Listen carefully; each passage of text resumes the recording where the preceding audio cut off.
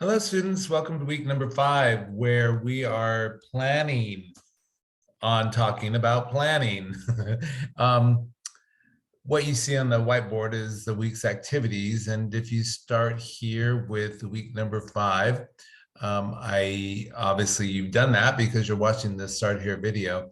I've also added a page on some planning basics, which includes a small presentation that I do for you using the American Library Association PowerPoint framework that I created for the education department over there at ALA.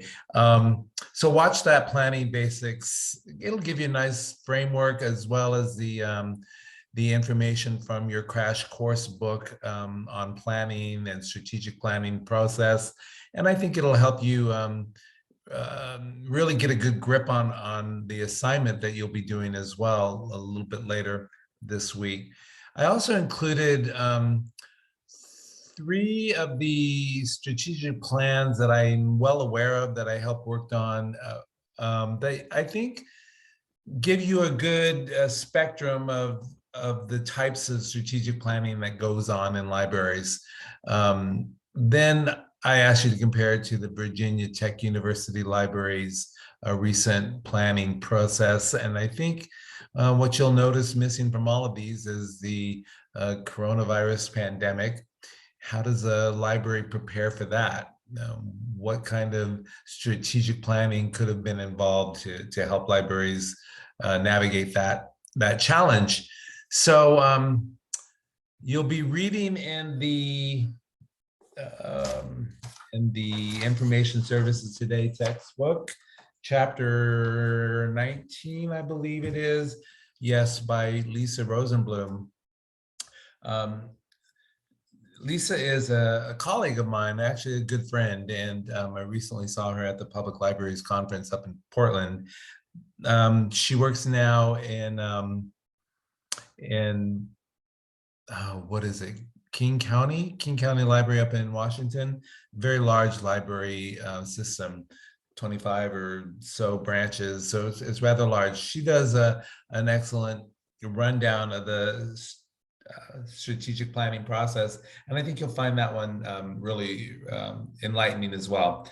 And then, of course, you're reading my chapter in the crash course book, which I said I think dovetails nicely with Lisa's chapter in Information Services Today. Then your group discussions will be involved in a scenario I created called Alice in Swatterland. SWAT, if you don't know already, stands for strengths, weaknesses, opportunities, and threats.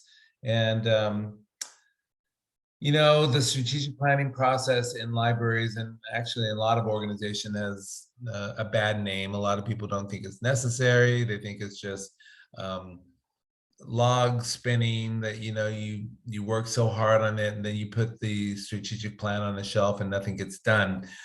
So the strategic planning scenario that your group will be working on kind of tackles that issue head on. Then you have the SWOT analysis of your own, which is due on July 5th, at least on my calendar, give or take a day. July 5th, the SWOT analysis that you'll be doing, and I do give you a couple of examples of that. I know that many of you have very little experience on doing it your own SWOT, and oftentimes SWOT analysis takes a long time. They involve a lot of people. I just want you to identify 3 or 4 strengths, weaknesses, opportunities, threats of your own, thinking about your own library that you're dealing with, and then write your SWOT analysis about those. And I gave you a couple of examples for you to look at from previous semesters. I think that'll help.